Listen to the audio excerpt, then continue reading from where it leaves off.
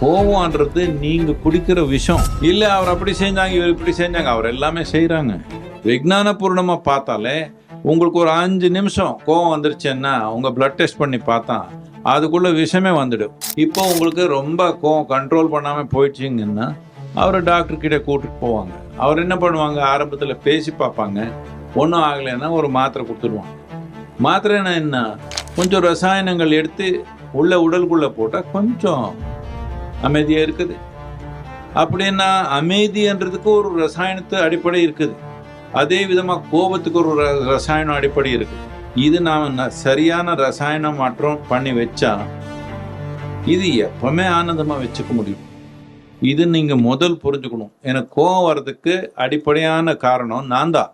இல்ல அவர் அப்படி செஞ்சாங்க, இவர் இப்படி செஞ்சாங்க, அவர் எல்லாமே செய்யறாங்க. அவர் எல்லாமே என்னமோ அவருக்கு தெரிஞ்சு செய்யறாங்க. ஆனா முக்கியமானது கோவப்படுறவங்க நீங்க தான்.